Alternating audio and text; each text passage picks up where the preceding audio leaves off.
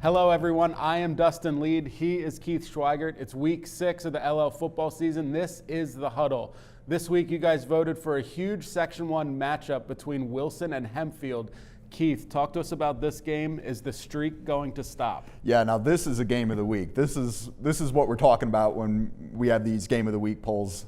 Nice job, everybody. You picked a good one because, man, this is going to be a great game. Wilson has won 52 straight games against Section 1 competition. That streak goes all the way back to 2007.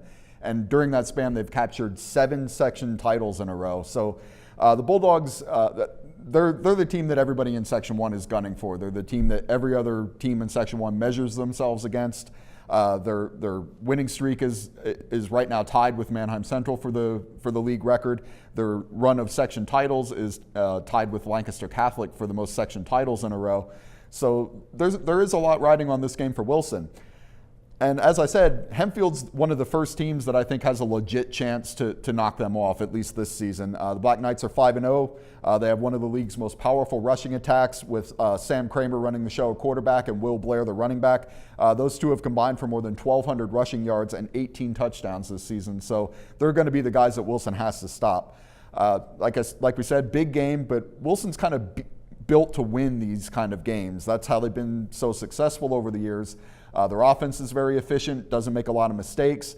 Their defense is extremely tough year after year. They don't give up a lot of big plays. They basically make you drive the ball down the field on them. They're not going to make that mistake that lets you bust out like a 70, 80-yard touchdown play. You have to be patient with them.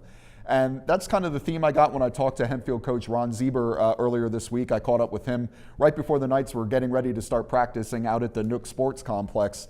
Here's what he had to say about Friday night's showdown. Yeah, well, just like Wilson every year, they're an extremely well-coached team.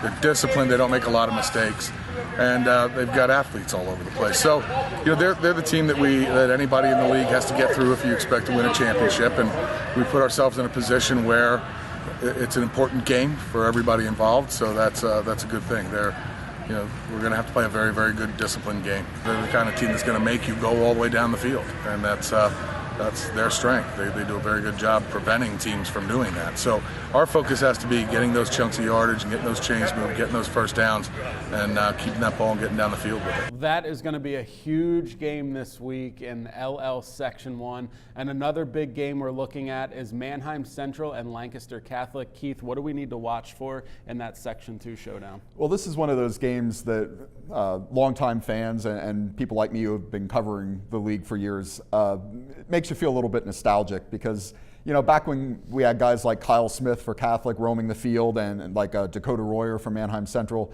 it was a huge deal whenever these two teams locked up because they didn't do it a whole lot. Lancaster Catholic was in Section 3, Manheim Central was in Section 2. At the time, both of them were like the powerhouses in those respective sections, so it was like a really big deal when they met in non-league play. Well, now both of them are in Section 2, so some of the luster in that matchup has kind of been gone. But Lancaster Catholic, this is their final year in Section 2. They're dropping down to AA and dropping down to Section 3 starting next season. So this could be the last time that we see these two teams go at it on the field. Both of them are still quality programs. Lancaster Catholic struggling a little bit more than they're accustomed to, but I still think, they're the type of team and they have the kind of coaching staff that gets the team ready to go for big games like this. I think it's going to be a really good game. Should be a fun one to watch. Awesome. Well, for more information and to follow all of the coverage, make sure you check out LancasterOnline.com. And don't forget, follow us on Facebook and Twitter. See you next time.